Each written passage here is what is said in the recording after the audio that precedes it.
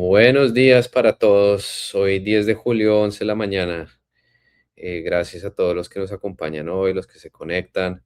Un saludo para todos hoy y deseándoles un buen viernes, un buen final de semana. Nos conectamos en Compliance al día, tu informativo mensual en materia de AML, OFAC, ABC y controles de exportaciones. Aquí Javier Coronado. Y como siempre, para mí es un orgullo, una alegría y pues un honor no solo estar conectados con todos ustedes a través de nuestras redes, sino tener como mi compañero inquebrantable no sé si de lucha, pero de discusión y de hacer comunidad de compliance, el señor Juan Carlos Medrano, presidente de JA Compliance, que esté donde esté en distintos lugares del mundo, hace el esfuerzo y se conecta con nosotros. ¿Cómo estás, Juan? Javier, muy bien. Y efectivamente, como lo dices, ¿no? Esté donde esté. Hoy madrugué un poco porque estoy en Los Ángeles y la diferencia de horas entre estar pendiente de no quedarme dormido, ¿no? Y en verdad que también lo disfruto muchísimo con este espacio contigo, y que mejor que contigo, un profesional como tú, y además el compromiso que tenemos con la gente, ¿no? Y como siempre lo digo, la gente nos reclama cuándo cuándo vuelve el podcast. Aquí estamos, Javier. Aquí estamos, así es, y como siempre, pues hay bastante tema para conversar, para hablar, para presentar. Digamos que esta administración, con todos los desarrollos regulatorios, siempre nos da bastante tema mes a mes. Entonces, gracias Juan por madrugar hoy, por estar con nosotros, acompañándonos y arranquemos. Empezamos por la primera sesión, que siempre es protagónica, yo sé, por la fanaticada que tiene Juan en estos temas de sanciones, OFAC y control de exportaciones. Y es que hemos en el último mes y medio, pues ha pasado de todo, de distintos frentes. Entonces, Juan, ¿qué novedades tuvimos este mes en temas de sanciones OFAC? Sí, fíjate, este mes tenemos, como tú muy bien lo dices, bueno, en el periodo que estamos, porque hicimos un análisis desde la última vez hasta ahora. Han ocurrido 25 acciones, ha llevado adelante OFAC, ¿ok? Puede ser incorporaciones, desincorporaciones, ha sacado 14 licencias claves, ¿no?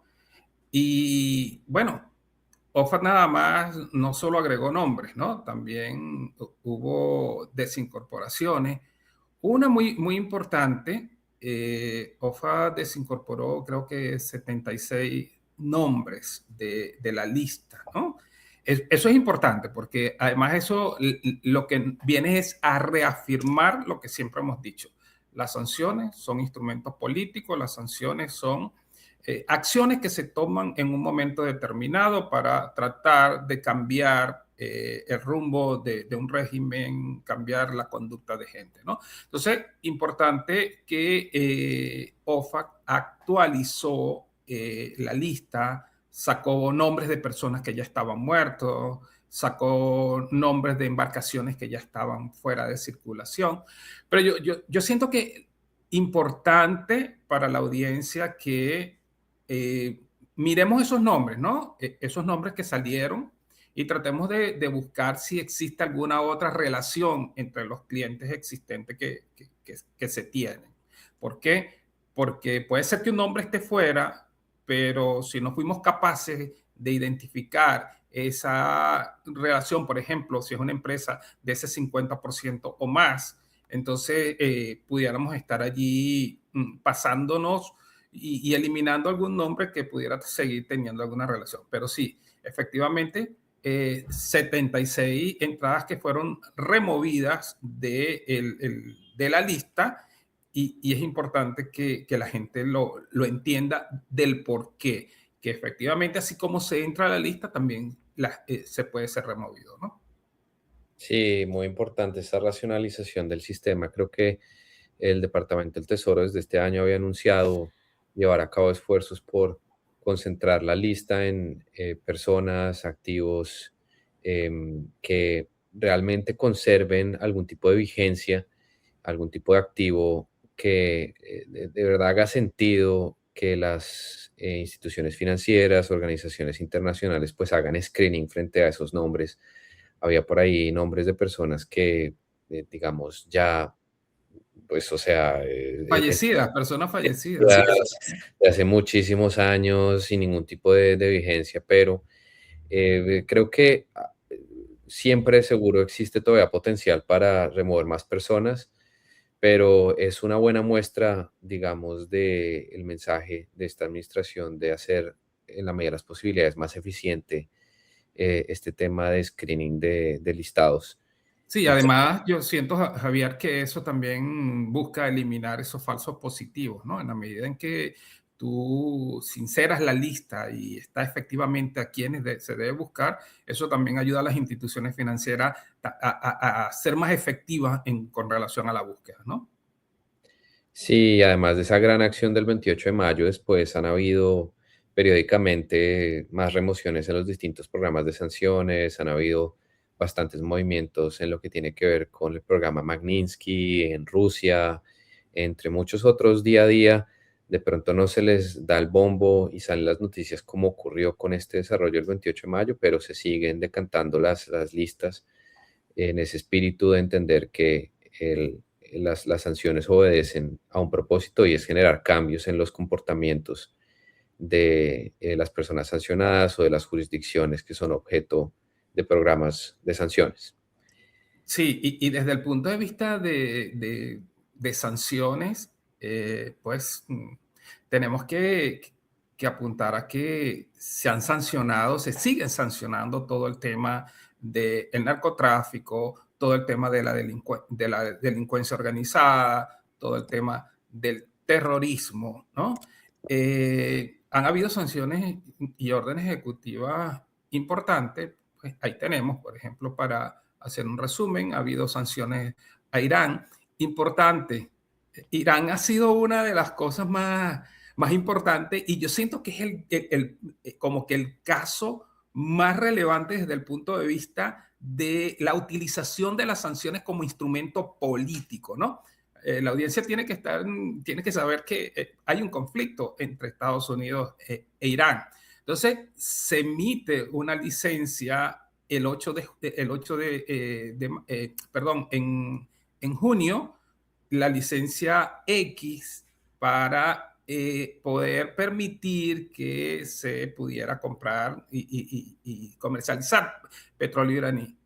Pero ya después, en julio, entonces se le dice, no, ya la licencia va hacia atrás. ¿Por qué? Porque el conflicto entonces ha escalado, no se ha llegado a un verdadero acuerdo. Entonces, esa licencia que prácticamente tuvo como menos de un mes de vigencia, vemos la X, después vemos la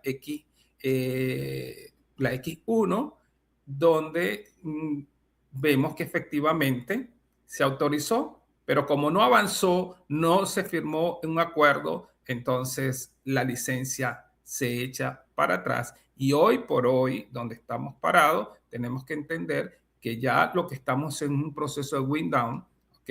Donde estamos esperando que las operaciones que fueron autorizadas con la licencia X, ya en julio se desautorice todo eso que fue aprobado.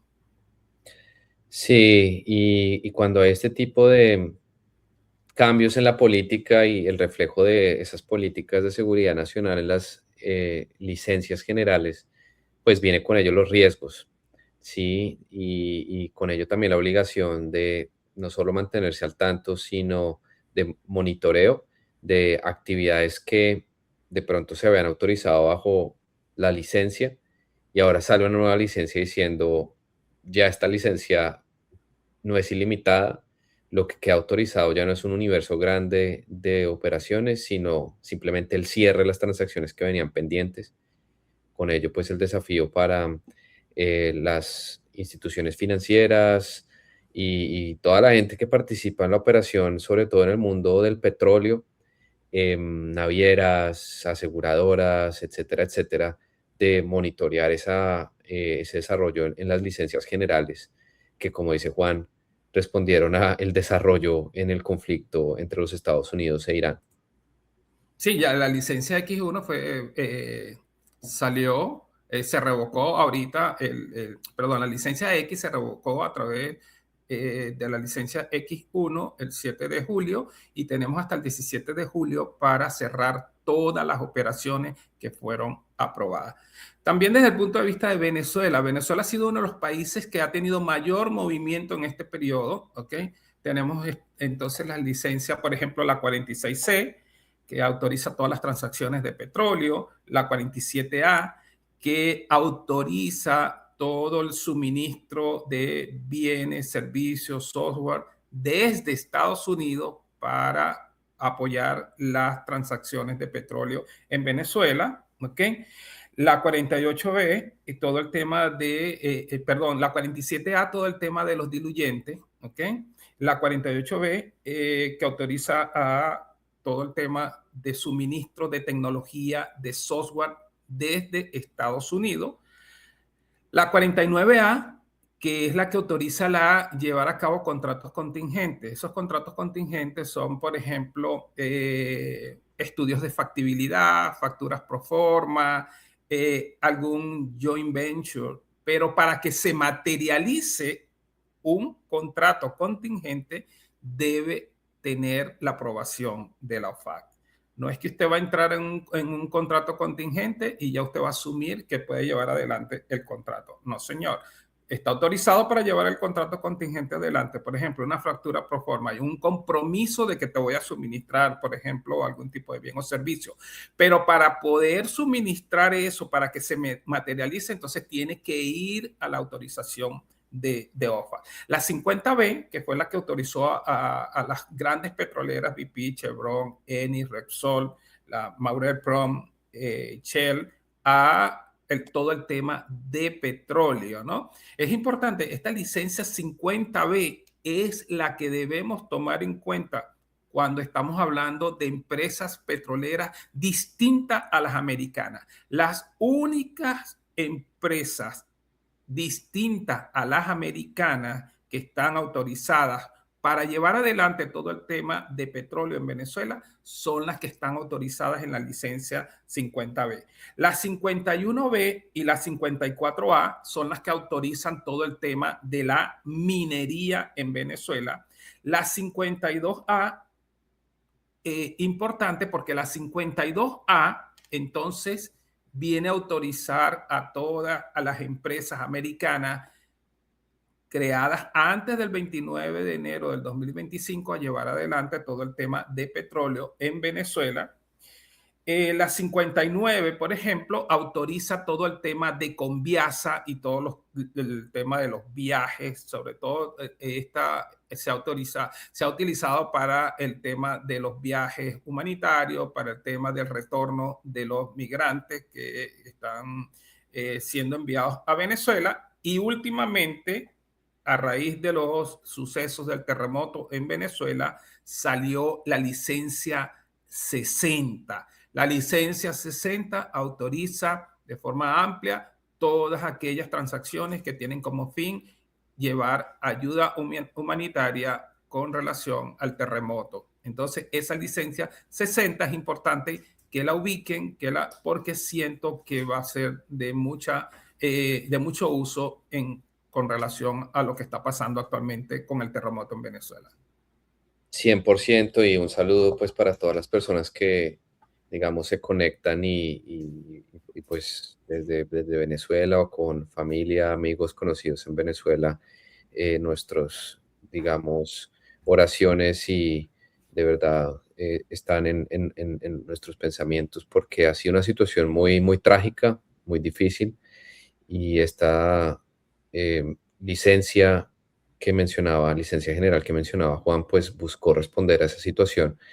Y lo que sí vemos en la práctica es, pues ciertamente hay organizaciones utilizando esa licencia para su propósito, que es promover alivio pero pues hay preguntas y algunas en buena fe de si esa licencia abrió el campo aún más para desarrollar nuevas actividades relacionadas con Venezuela. Recordemos que sigue existiendo un programa de sanciones relativo a Venezuela. Con Juan desde enero hemos dado ese mensaje que sí existen licencias generales ampliando el universo de transacciones permitidas, porque es un programa no comprensivo que, digamos, prohíbe cierto tipo de operaciones, pero una de esas actividades que sigue permaneciendo prohibida, pues son actividades que involucran al gobierno de Venezuela, y con ello pues hay un universo grande de actividad en Venezuela que sigue estando sujeto a prohibiciones, y por eso hay que hacer este ejercicio de buscar licencias generales si aplican, o si es del caso buscar una licencia específica. Y con la licencia relacionada con los alivios a la situación del terremoto, pues se creó esa inquietud de, bueno, ¿será que puede ser el momento para hacer otras cosas en Venezuela? Y el otro mensaje que siempre hemos enviado es: los dientes que tienen las sanciones son las investigaciones que pueden derivarse de llevar a cabo operaciones no permitidas, civiles, penales, más el tema de sanciones secundarias. Y para reaccionar a un mal uso de las regulaciones y de las licencias, pues el gobierno americano tiene mucho tiempo. Entonces, ahorita ciertamente va a haber un boom de operaciones relacionadas con el terremoto, con Venezuela, pero esas operaciones en algún momento van a ser objeto de escrutinio, de revisión, de si tenían o no tenían que ver verdaderamente To- con el alivio. Totalmente, Javier, y disculpa que te interrumpa, porque, por ejemplo, y muy buena la aclaratoria que haces, porque ponte un bien de lujo, ¿no? Un carro de lujo, que entonces tú dices, bueno, sí, se lo estoy vendiendo al gobierno de Venezuela. Eh, ¿Cuál es el sentido de un bien de lujo en estos momentos amparándose con una licencia del terremoto? No es igual que le estés vendiendo alimentos, que le estés vendiendo casas prefabricadas, que le estés vendiendo maquinaria, que le estés vendiendo alimentación, que le estés vendiendo medicamentos. O sea, que estés vendiendo ropa, temas de educación, temas de tecnología, temas de comunicación, pero ya cuando entramos a cosas que no tienen ninguna relación, y qué bueno que lo aclaras, porque la gente lamentablemente mm, saca ventaja de todo, ¿no? Saca ventaja de todo y lo vemos, y te doy gracias como venezolano que hayas tocado unos minutos todo el tema del terremoto, porque hemos visto la miseria humana en Venezuela, gente que se está yendo al lugar de la tragedia a llevarse las cosas de los apartamentos.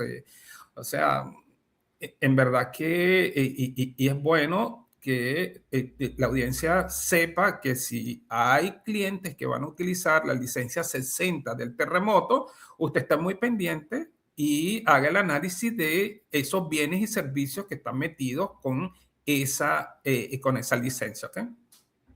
Sí, y quizás lo más parecido que históricamente podemos encontrar a esa situación es cuando se dio la pandemia, el COVID. Hubo varias licencias generales buscando alivio a países que eran objeto de algún tipo de sanción, y después lo que se vio históricamente fue cómo, digamos, bajo ese marco aparentemente legal se intentaron hacer muchas cosas que no estaban relacionadas con la pandemia. Entonces, puede que en el futuro, digamos, en el corto plazo, eso no se vaya a ver, pero en el largo plazo, recordemos los términos de prescripción. Uno, la obligación de guardar registros relacionados con las operaciones amparadas por una licencia general es de 10 años, y el término de prescripción hoy en día para acciones civiles relacionadas con violaciones a las sanciones es también de 10, y en el mundo de lo penal esos términos son absolutamente más amplios y se pueden ampliar mucho más, y en el mundo de sanciones secundarias pues ni siquiera existen términos. Entonces hay que tener mucho cuidado, como hay que tenerlo con, en general, todas las actividades amparadas bajo las licencias generales. Por ahí nos enviaba una pregunta relativa a operaciones con bonos, y ocurre que en la coyuntura actual, pues muchas empresas tenían represada deuda del gobierno de Venezuela, facturas, pagos no realizados. Y ahora, bajo las nuevas licencias generales, puede haber un marco para para llevar a cabo esos pagos. Eh, anteriormente ya habían algunas operaciones con deuda del gobierno venezolano permitidas bajo otras licencias, ciertos bonos, ustedes se acuerdan, creo que es la 8 o la 9, hay unos listados de operaciones con bonos que aparecen allí y están permitidas. Pero el ejercicio sigue siendo el mismo de, recordemos que el programa de Venezuela, en teoría, no es un programa comprensivo, amplio como lo es el de Cuba, Corea del Norte, pero es un campo minado, porque tiene distintas clases de sanciones y distintos niveles de sanciones, y no es solo un tema de ver. Normalmente el red flag más grande es el gobierno de Venezuela está involucrado, sí o no, pero hay otros niveles de sanciones, por ejemplo, que toca que ver con bonos, deuda del gobierno de Venezuela, y algunas licencias generales podrían permitir actividad hoy en día con el gobierno de Venezuela, pero de pronto no con deuda antigua o bonos. Entonces, a pesar de que ahora hay una licencia nueva autorizando compra o operaciones relacionadas o tendientes a la venta de deuda del gobierno, al final la conclusión puede ser hay que ir a tocar la puerta de OFAC a través de una licencia específica. Entonces hay que ser muy, muy cautos del lado de la banca, de hacer las preguntas que hay que hacer y poner la carga al cliente de, bueno, dígame bajo qué licencia general usted está llevando a cabo esta operación. Recordemos también que a la par de las licencias generales que están siendo emitidas en los distintos programas de sanciones, siempre salen los Frequently Asked Questions de OFAC, que terminan de darle contenido a las autorizaciones, hay que hacerle seguimiento y se crea como un nivel adicional de revisiones frente a la licencia, frente a lo que dicen esos FAQs. Es de verdad de mucho cuidado y mucho análisis para la banca y bueno, para todo el mundo llevando a cabo operaciones involucradas con estas jurisdicciones. Sí, y en ese mismo orden de idea de licencias, de autorizaciones, de restricciones, importante, Javier, aparte de Venezuela, Cuba, la orden ejecutiva 14.404, ¿ok? Que es una orden ejecutiva muy dura, donde dirigida específicamente a la banca internacional, donde le está diciendo a la banca internacional, cuidado con quién estás transando en Cuba.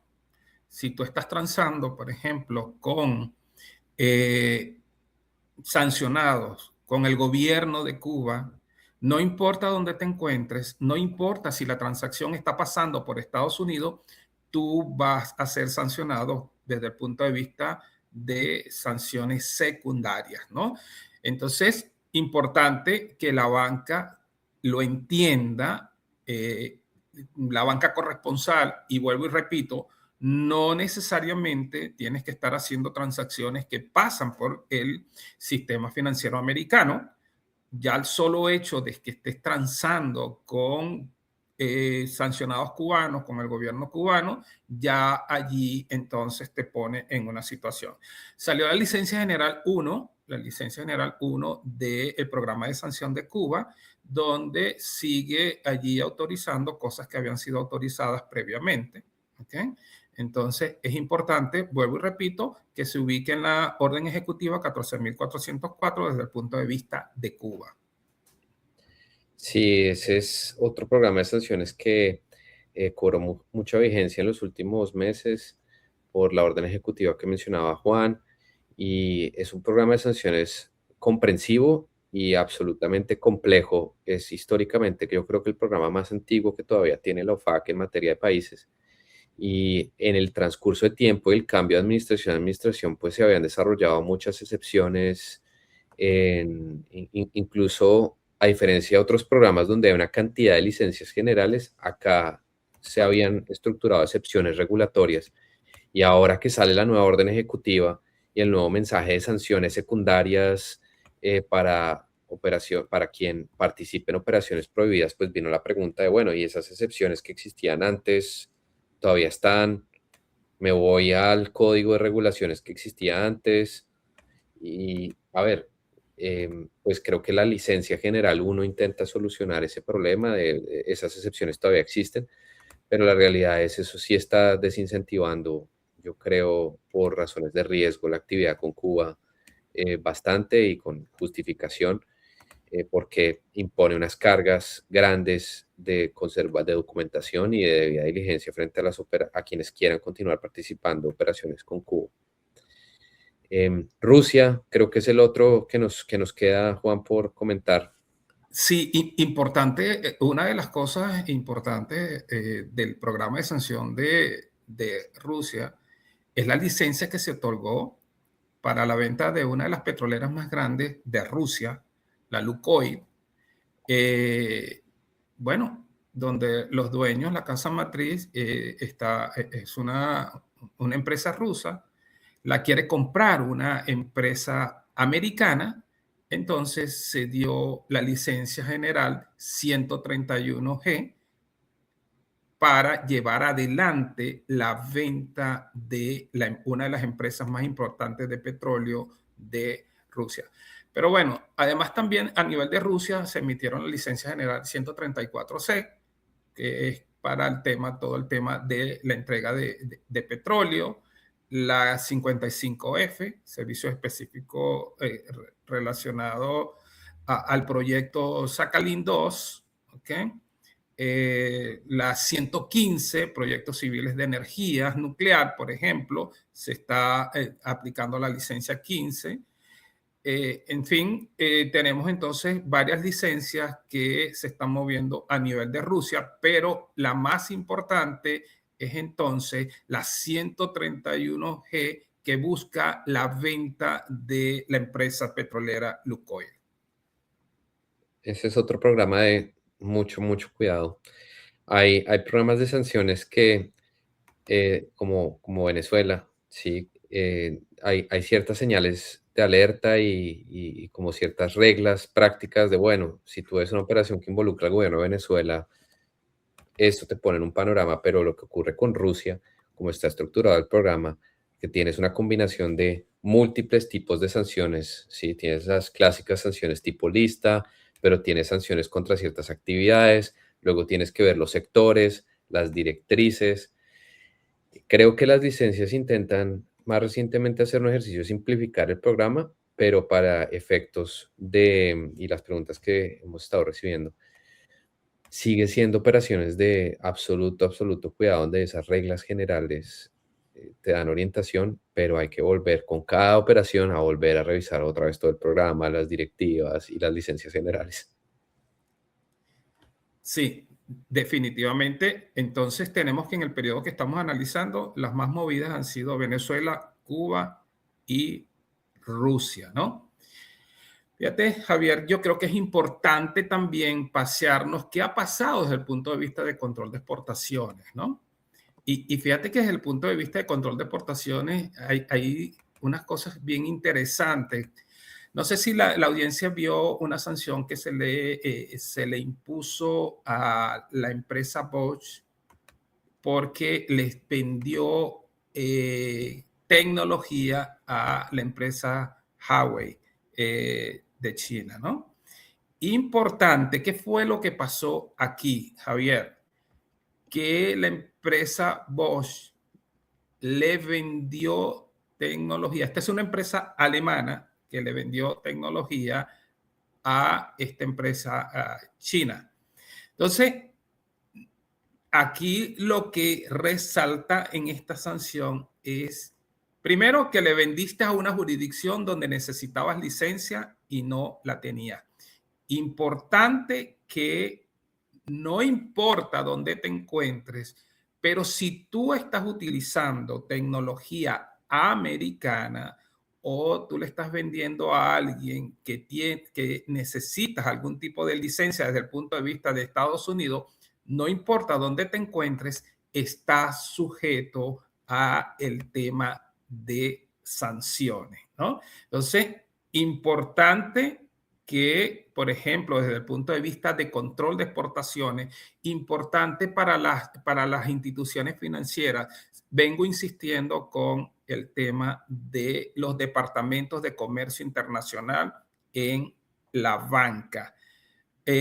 Veo con mucha preocupación a veces que instituciones financieras que son muy activas con transferencias internacionales, con cartas de crédito, pero que tienen departamentos de comercio internacional muy débiles, gente que no está formada, gente que no conoce todo el tema de control de exportaciones, porque lo que ponen por delante es el negocio. Entonces, ya llegó el momento que los bancos empiecen a fortalecer sus departamentos de comercio internacional. Entonces, fíjense, en este caso, esta empresa alemana le vende sensores a una empresa china.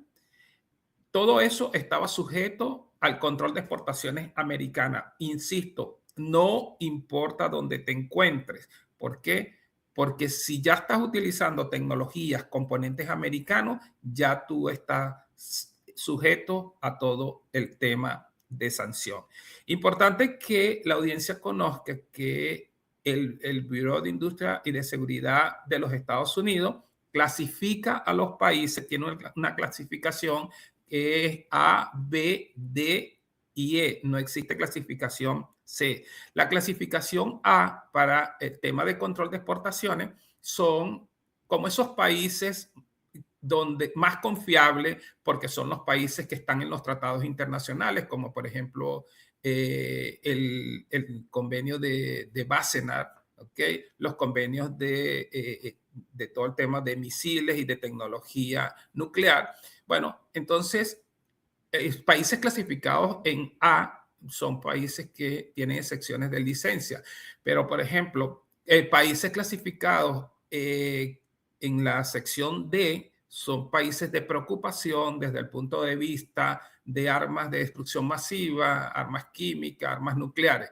Y ya cuando entramos a la clasificación E, son países que son de alta preocupación desde el punto de vista del terrorismo. Entonces, ha habido mucho movimiento en temas de control de exportaciones, donde se han sacado regulaciones, donde se han sacado documentos con relación a alertar a las instituciones financieras, a las empresas de comercio internacional, cuidado con los países con los que estás transaccionando, cuidado con el tipo de producto y servicio el cual está involucrado en una carta de crédito, en una transacción, en una transferencia internacional, porque si es producto que es sensible o sujeto a licencia, tienes que estar pendiente, ¿no? Entonces, sé que Javier, más adelante vamos a hablar este caso de la empresa Bosch con relación al Departamento de Justicia, pero nada, quiero cerrar diciendo que es importante ver el tipo de producto. Si el producto está producido fuera de los Estados Unidos, ve qué cantidad de componente americano tiene ese producto y, repito, el país destino. Es importante conocer el uso y el usuario final de los bienes que están detrás de las transacciones internacionales. Sí, no, muy importante. Y el llamado que siempre hacemos de, em, hemos llegado, yo creo, al punto donde OFAC hace más parte de la discusión de la comunidad de cumplimiento, comparativamente a años atrás, donde la prioridad era AML y OFAC, era como un hermanito, ¿sí? Pero creo que desde el punto de vista del control de exportaciones y BIS y las regulaciones del Departamento de Comercio, creo que todavía hay muchas oportunidades de mejora. Creo que, como dice Juan, estos son temas de los que no se habla tanto o no se ve tanto en entrenamiento como con OFAC y AML. Y yo creo que en eso Juan ha hecho una muy buena labor de traer eso a la discusión en el contexto de nosotros, porque es ciertamente algo que tiene todos los dientes del mundo y además que tiende a ser desafortunadamente ignorado en los procesos de debida diligencia, de revisión, por ejemplo, estos programas de sanciones de los que hemos estado hablando hoy, Irán, Cuba, Venezuela, la gente tiene como en el radar, siento yo, Juan, y dime tú qué opinas, hay unas sanciones OFAC, hay unas licencias generales, pero a veces eso no es suficiente porque también hay unas regulaciones de las listas que administra BIS, que como que la gente no tiene tan presente. Sí, definitivamente. Normalmente cuando vemos que un país tiene sanciones desde el punto de vista OFAC, las tiene desde el punto de vista de control de exportaciones. En el caso, por ejemplo, de Venezuela, Venezuela tiene un embargo de armas, ¿no? Venezuela no puede importar armas y eso ya lo tiene, ya está listo. Ya está metido en el tema de las regulaciones BIS. Y además Venezuela, por ejemplo, está clasificado en la sección E del BIS, que es de los países que hay algún tipo de preocupación desde el punto de vista del terrorismo. Y sabes, Javier, es tan importante lo que tú acabas de decir con relación a que ya tenemos que empezar a incorporar cosas que no son nuevas, cosas que ya han existido. Por ejemplo, en la evaluación, en el risk assessment que se hace, veo que las instituciones financieras solo se quedan desde el punto de vista del lavado de dinero. Señores, hay que empezar a incorporar todo el tema de OFAC, el tema de sanciones, el tema de control de exportaciones, proliferación de armas de destrucción masiva, financiamiento del terrorismo. ¿Y por qué? Porque el riesgo cero desde el punto de vista de proliferación y financiamiento del terrorismo no existe. Todos estamos expuestos con todos los conflictos geopolíticos que hay. Ayer estaba viendo un video que me quedé sorprendido, el alcance de los drones que está utilizando Ucrania en la guerra con Rusia, ¿no? Es una cosa impresionante y que ya, por ejemplo, Ucrania, sus militares ya no los está capacitando para que manejen una tanqueta y un avión. Los están adiestrando para que manejen drones, ¿no?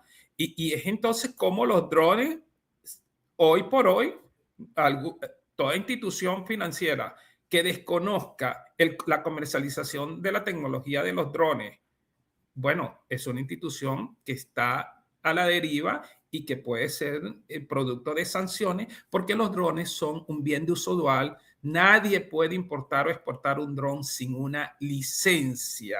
¿Okay? Entonces, ya llegó la hora de que el onboarding de los clientes, ya usted tiene que preguntar si ese cliente está en sustancias, maneja temas de sustancias químicas, si está en tecnología sensible, ¿no? Si está en temas de drones, si está en temas de los microchips. Entonces, definitivamente, sí, Javier, y como muy bien has dicho, me he tomado esto muy mío y en verdad siento que con las instituciones que he estado trabajando han tomado conciencia y se está adiestrando a la gente y ya se está incorporando todo el tema de control de exportaciones y de proliferación de armas y todo el tema del terrorismo en las evaluaciones de riesgo, porque además también en el caso de Latinoamérica tiene que estar consciente que ya los carteles fueron designados como terroristas, ¿no? Y entonces, si usted en una evaluación de riesgo dice que el riesgo de su región o de su país es cero en terrorismo, usted está ignorando el tema de la designación de los carteles como terroristas. No, importante, importante seguir en ese ejercicio y seguiremos apoyando lo que podamos, porque ciertamente hay muchas oportunidades de mejora. Ahora, a la par de eso, el mundo tradicional de AML sigue evolucionando, siguen habiendo desarrollos. Creo que FinCEN eh, ha seguido bajo esta administración una campaña fuerte de enviar nuevos, lo que llaman ellos productos, avisos, notificaciones, alertivos, que lo hace en un ejercicio de comunicación normal para que las instituciones financieras sepan a dónde mirar, y son avisos normalmente muy pedagógicos desde el punto de vista de banderas rojas, pero termina también creando unas cargas adicionales en la práctica frente al tipo de tipologías y de cosas que hay que estar mirando, expandiendo más la carga que tienen nuestros queridos oficiales de cumplimiento, miembros de la comunidad de compliance que se conectan con nosotros. Entonces hagamos un barrido sumario sobre estos nuevos alertivos que salieron recientemente. De moda, por supuesto, por la Copa del Mundo, aunque ya se Mucho que acerca, hablar, mucho de qué hablar. aunque ya se acerca a su recta final. FinCEN sacó unos alertivos y lo hizo en español y en inglés relacionados con el tráfico humano y la trata de personas en eventos como la Copa del Mundo, advirtiendo pues los distintos movimientos de personas, negocios, actividades que se iban a presentar en Estados Unidos, Canadá y México. Y un aviso muy interesante, no es novedoso en, digamos, llamar la atención de que en eventos deportivos de esta naturaleza, con tanta gente y movimiento, pues hay riesgos de explotación sexual, laboral, tráfico de personas, pero muy pedagógico en presentar banderas de alerta en el tipo de operaciones a monitorear y en abrir un canal de comunicación y para SARS específico relacionado con esos temas.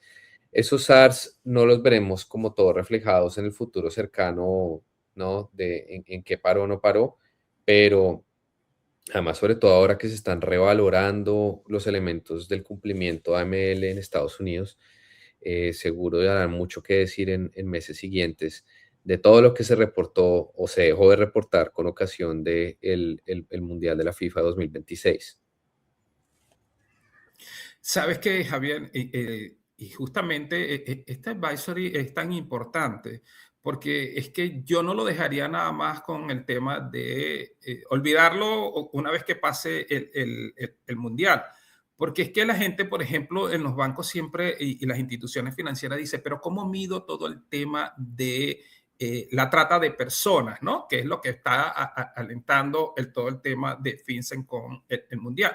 Bueno, señores, ahí, por ejemplo, es importante que ya desde el punto de vista de trata de personas, por ejemplo, veamos los pagos a hoteles de corta estancia, compras repetidas, por ejemplo, de boletos aéreos, depósitos en efectivo sin algún tipo de justificación, cómo un cliente está manejando las tarjetas, si estamos viendo que a una cuenta le están llegando varios depósitos de varias personas y luego se está utilizando la tarjeta, ¿no?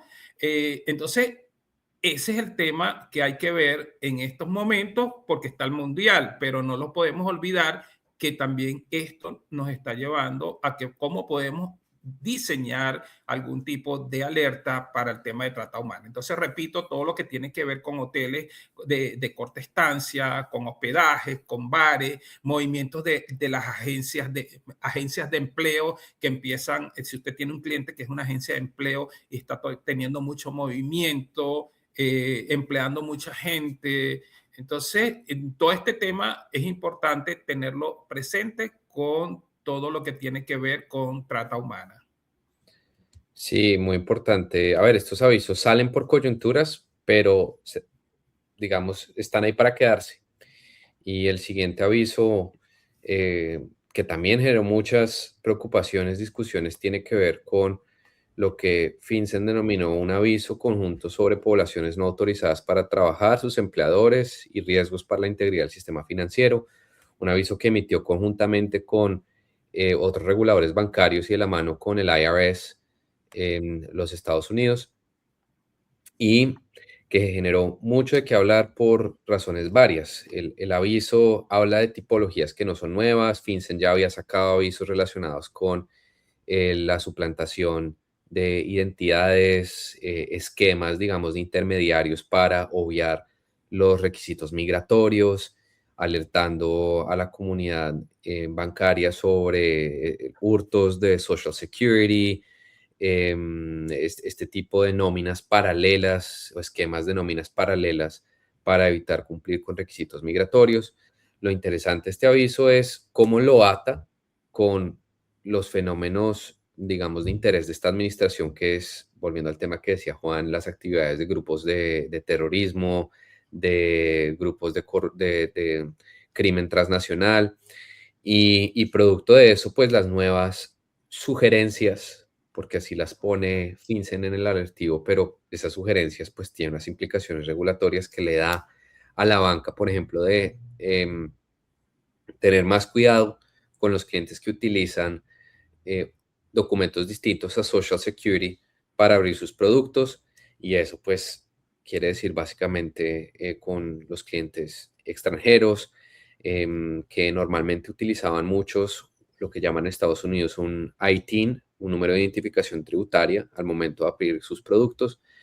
La recomendación de FinCEN es cuando eso ocurre, ahora usted tiene que llevar esfuerzos adicionales para decidir si le abre o no le abre un producto a un extranjero. Y la sugerencia también de reportar temas relacionados con fraude migratorio e incumplimiento de requisitos migratorios al ICE. Entonces empiezan a juntar, digamos, escenarios de compliance tradicional con no tradicional. ¿Cómo viste tú ese aviso, Juan? Bueno, es un aviso muy controversial, ¿ok?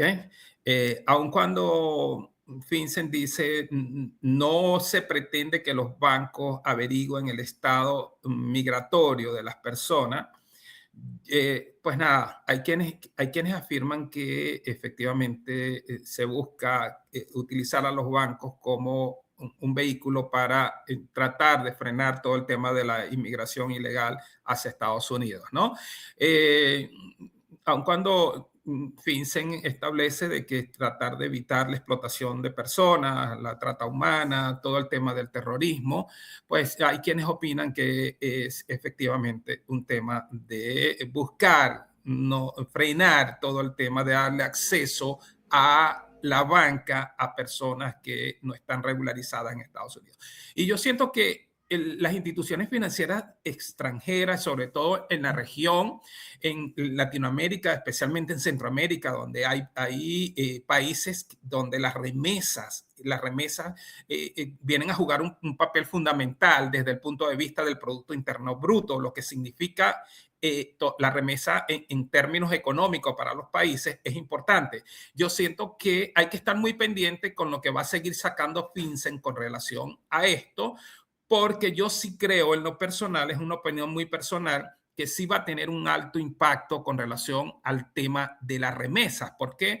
Porque los bancos van a estar muy pendientes y como tú lo mencionaste, alguien que esté abriendo una cuenta, o no creo que vayan a permitir abrir una cuenta a un extranjero con algo distinto a un Social Security que esté vigente, a un Social Security que esté legal, ¿no? Entonces, yo dije en una conferencia que me parecía una cosa de un poco absurda. ¿Por qué? Porque en la medida que tú pones este tipo de controles, entonces estás incentivando por el otro lado, por ejemplo, el envío de remesas por sistemas pocos válidos, como puedes estar reavivando el tema de la hawala, ¿no? Puedes estar que la gente empiece a utilizar envíos informales de dinero y por eso repito, hay que estar muy pendiente qué es lo que va a seguir sacando FinCEN con relación a esto, porque esto puede estar aumentando el lavado de dinero en los países de Centroamérica, porque entonces vas a tener la carnicería, la ferretería, otros negocios, la informalidad manejando dinero producto de la remesa, porque puede ser que, o también puedes tener viajando gente de Centroamérica, por ejemplo, a Estados Unidos, y transportando efectivo. Entonces, siento que las instituciones financieras tienen que estar muy pendientes del desarrollo de esto. Sí, esos son los incentivos o desincentivos también a veces que generan estos desarrollos regulatorios. Uno, digamos, importante, un aviso de FinCEN sobre el tipo de información que pueden compartirse las instituciones financieras entre ellas.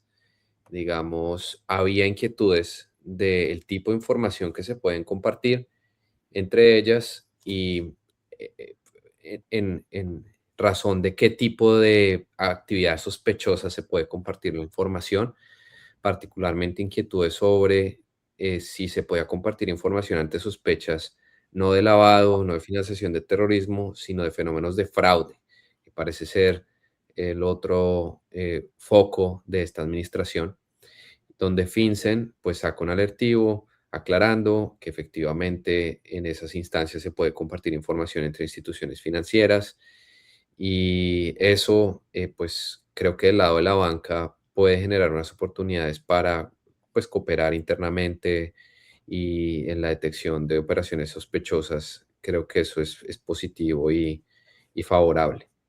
Sí, yo creo, Javier, yo creo que es importantísimo porque además viene a aclarar qué es lo que podemos compartir y lo que no podemos compartir. Siempre a través de la 314B y para la audiencia importante, la 314B es una sección que permite en Estados Unidos el intercambio de información entre instituciones financieras. Tenemos la sección 314A, que es información que solo se comparte con las agencias federales, ¿ok? Y tenemos la 314B, que es información entre instituciones financieras. Pero eso tiene su protocolo, ¿no? Tanto el que está, las instituciones que comparten la información tienen que estar registradas en FinCEN, el nombre de la institución, la persona, no es que se va a compartir información con cualquiera. Y además, me gusta mucho porque viene a aclarar y con esta con esta nueva regulación, el intercambio no se limita nada más a nombres, cuentas o transferencias. Importante que ahora las instituciones pueden compartir, por ejemplo, grabaciones de videovigilancia, ¿no? Datos vinculados a ciberdelitos, direcciones IP, indicadores de fraude, beneficiarios de transferencias y además ver quiénes están, no solo el cliente, sino quiénes están detrás, si es una compañía, de esa compañía, de quiénes están detrás de esa compañía. Entonces, damos un paso fundamental en cuanto al tipo de información que se viene a compartir. Importante que se mantiene que no se puede compartir un reporte de actividad sospechosa, ni tampoco se puede compartir de que un cliente se le está llenando un reporte de actividad sospechosa. No, así es, eso es un desarrollo favorable. 11:52 de la mañana, Juan. Tenemos el reto de cubrir tanto por cubrir, con el compromiso siempre con nosotros y Tú con la sabes que audiencia. ese es mi gran defecto. No puedo hacer síntesis de las cosas. Y siempre pido perdón a las audiencias. Y por eso cuando hago mis presentaciones le dejo mucho material a las audiencias. Pero adelante, yo sé que tú eres un No, tipo que controla muy bien el tiempo. tenemos que hablar con esta administración para que nos dé menos de qué hablar en nuestro podcast. A ver, yo creo que los siguientes desarrollos los podemos resumir en las prioridades que ha tenido esta administración en la región. Hubo por ahí un aviso de FinCEN adicional sobre el contrabando de combustibles en la frontera. Ese, Sumamente importante ese, Javier. ese muestra pues el foco que sigue existiendo en la frontera y en las actividades con México. Empezando este año ya había existido un aviso en este tema, pero muestra que las agencias federales han seguido investigando lo que pasa con los guachicoleros, el canal de venta de petróleo hurtado, conseguido mediante corrupción en México como esquema de financiación de los carteles en la frontera, y ha identificado cómo le sale una nueva pita a esa historia y es su relación con em, el producto de esos esquemas de ventas siendo utilizado para financiar esquemas de corrupción, según el gobierno de los Estados Unidos, del lado mexicano. Y eso es, yo creo que lo que motiva un nuevo alertivo como para darle continuidad y es una manifestación de que sigue estando en el radar lo que pasa con el petróleo en la frontera y pues su relación con la actividad de financiación de los carteles mexicanos. Definitivamente importantísimo que las instituciones financieras, el tema de petróleo es un tema y sin ánimos de criminalizar ninguna actividad económica, pero el petróleo hoy por hoy es un tema de altísimo riesgo y por eso es que usted como institución financiera tiene que hacer verdadera debida diligencia. Si usted tiene un cliente está en el tema de petróleo, que en este caso está comprando petróleo en Estados Unidos para llevarlo a México, tengan mucho cuidado con eso, revise muy bien la documentación. ¿Por qué? Porque en este señalamiento de FinCEN se identifican que hay facturación falsa, hay documentos adulterados, primero para no pagar impuestos y segundo para que el producto de todo eso vaya a favorecer a los carteles. Entonces, importante la debida diligencia. Usted tiene que separar de sus clientes todo aquel cliente que esté en la actividad de petróleo, sobre todo si está en la actividad de petróleo de importación, exportación, ver con qué países, en qué zonas, si usted está en México, ok, cómo está entrando ese petróleo, si es una empresa recién creada, tiene experiencia en petróleo, quiénes son sus clientes, quiénes son sus proveedores, cómo es que está ingresando el dinero de venta de petróleo a su cliente. No puede ser que una actividad de petróleo tenga que ver con depósitos en efectivo. Eso debe llamar muchísimo la atención. El velocity, la rapidez con que entra el dinero producto de una venta de petróleo y cómo está saliendo y hacia quién está saliendo. Fíjense cómo estamos entonces alertando y construyendo algún tipo de modelo de monitoreo con actividad de petróleo que pueda alertarlo que es una actividad relacionada con los carteles. Y hablando de carteles, y esta es la otra tendencia que ha tenido esta administración para resumir los dos desarrollos siguientes, han continuado las designaciones de carteles en la región como FTOs, como organizaciones de terrorismo internacional por parte del Departamento de Estado, y lo vimos y generó todas las reacciones de la comunidad bancaria, la designación del Comando Vermelho y del PCC, del Comando Primero de Capital de Brasil, como finalmente FTOs, organizaciones de terrorismo transnacional.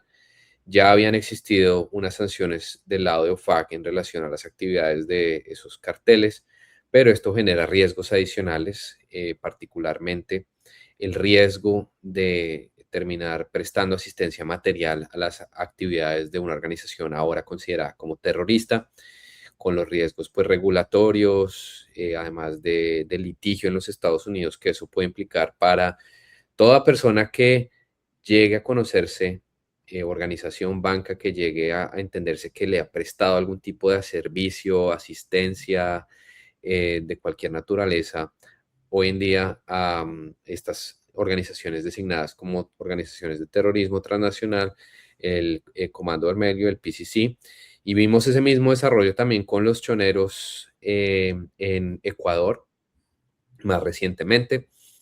Y son designaciones que en sí mismas yo creo que Juan nos darían para hacer un solo podcast de las implicaciones que eso tiene para las organizaciones, que a menudo yo creo que pasan desapercibidas. No es un tema, claro, con coyunturas y razones quizás políticas y de política internacional, pero con implicaciones de cumplimiento para las organizaciones. Sí, yo creo que es importante para la audiencia, Javier, aclararle la diferencia entre una organización terrorista extranjera, FTO, y una organización terrorista globalmente designada, SDGT. Cuando una organización está designada como organización terrorista extranjera, FTO, es una designación de terrorismo con consecuencias principalmente penales y migratorias. Mientras que si una organización es designada como terrorista globalmente, especialmente designado SDGT, es una designación que viene con sanciones financieras y económicas, normalmente administradas por la OFAC. Sí, y ahí viene este riesgo que hablamos de asistencia material a un grupo terrorista que está por verse históricamente. Lo hemos visto antes en contextos, por ejemplo, en el caso colombiano, las acciones legales que se derivaron de el tema de Chiquita Brands. Y ahora, pues con nuevas designaciones hay más riesgos para que sean ese tipo de investigaciones y acciones y seguro los estaremos viendo. Creo que el último tema que habíamos dejado en el Sabes, radar. Javier, que no quiero dejar pasar algo. Estuve en una conferencia y alguien hizo una pregunta. Por ejemplo, las tarjetas telefónicas que utilizan estos grupos terroristas en las cárceles.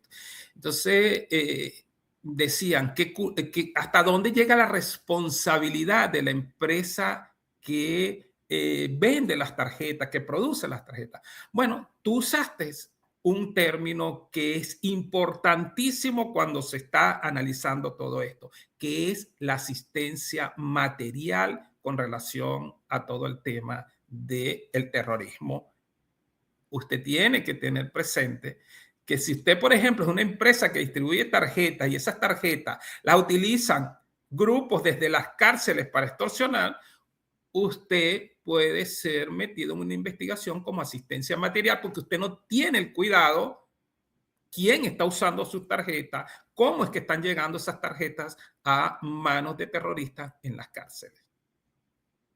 Seguro, seguro, eso es. Y además, a veces las organizaciones tienen algún nivel de confort en que, como estamos hablando de consecuencias penales, hay como un grado de intención, pero la intencionalidad del lado americano se mide no solo cuando tú dolosamente sabes que las tarjetas están siendo utilizadas, sino también cuando tenías razones para saber que las tarjetas estaban siendo utilizadas y no tomaste ningún tipo de medida para evitar que eso continuara ocurriendo. Es un tema absolutamente, digamos, apasionante para nosotros de conversar, pero de mucho cuidado y riesgo hoy en día para las organizaciones. Y quizás solo para resaltar un último desarrollo, pasándonos 2 o 3 minutos, el Departamento de Justicia de los Estados Unidos, pues haciendo uso de las nuevas guías y memos que han sido emitidos recientemente, pues está haciendo gala de la política de incentivar el reporte de las organizaciones para ofrecer beneficios por ello. Y en este caso sonado que Juan mencionó anteriormente de Bosch, relacionado con violaciones al régimen de control de exportaciones, hay un ejemplo bien interesante de, pues, no judicialización por haber reportado tempranamente y cooperado con la investigación. Y creo que en este panorama de todos los riesgos que hemos venido hablando, es siempre una variable para considerar por parte de las organizaciones. Y definitivamente el mensaje para las instituciones. Dentro de Estados Unidos, importante todo el tema de el disclosure temprano por parte, si usted se da cuenta, usted tiene que ir a las autoridades y decirle, pasó esto, tomé estas acciones, estas sanciones. ¿Por qué? Porque en este caso hubo sanciones civiles, definitivamente, pagó una multa, pero no, como muy bien lo dice Javier, no hubo sanciones penales. ¿Por qué? Porque la empresa lo detectó, lo comunicó y tomó acciones. Importante para las instituciones financieras de la región. El hecho de que usted esté fuera de la jurisdicción de Estados Unidos no significa que usted está exento de algún tipo de sanción civil o penal por parte de los Estados Unidos. Recuerden que desde cuando estamos hablando de programas de sanciones, cuando estamos hablando de violaciones del tipo que hemos tratado durante el programa, está el tema de las sanciones secundarias. ¿Ok? Entonces, importante que las instituciones financieras del extranjero también tengan esa capacidad de detectar temprano, de comunicarse con su regulador, con las autoridades y allí en conjunto tomar la decisión de informar o no a las autoridades, por ejemplo, en el caso, autoridades americanas. Así es. Entonces es una salida y una oportunidad para tener siempre en el radar también, a la par de todas las recomendaciones desde el punto de vista de cumplimiento que hoy nos ha dejado el señor Juan Medrano, que siempre nuevamente me llena de orgullo y alegría contar contigo, Juan. Muchas gracias por estar con nosotros hoy. He visto también con emoción y orgullo el impulso, y con esto cerramos, que está tomando este evento en Puerto Rico y si quieres comentarnos en este último minuto algo del evento. Sí, como tú muy bien lo has dicho, un evento que lo estamos haciendo con mucho cariño y donde vas a participar. Vamos a tener el honor de tenerte allí desde el punto de vista de los programas de sanciones de OFA. Quiero invitar a la audiencia a que participen en el evento. Es un evento donde tenemos pensado más de 50 conferencistas. Son 2 días de evento en Puerto Rico. Vamos a tener la noche cripto, donde vamos a estar hablando de todo el tema de cripto. Hay jugadores importantes del mercado de cripto, del tema de lavado. Vamos a tener a los reguladores, un panel de reguladores Vamos a contar con la presencia de la presidenta de Gafilat. De verdad que quiero invitarlos a que nos acompañen. 24 y 25 de septiembre, ahí tienen el código para poder registrarse. Y nada, Javier, ahí vamos a estar compartiendo. 24 y 25 de septiembre en Puerto Rico. Bueno, excelente. Muchas gracias, Juan, por la invitación al evento y para mí será un orgullo estar con ustedes acompañándolos. Y nuevamente gracias por ser compañero en este podcast que dejamos siempre en LinkedIn colgado para quien se lo perdió, a quienes estuvieron hoy con nosotros en vivo, dejándonos sus comentarios y sus preguntas.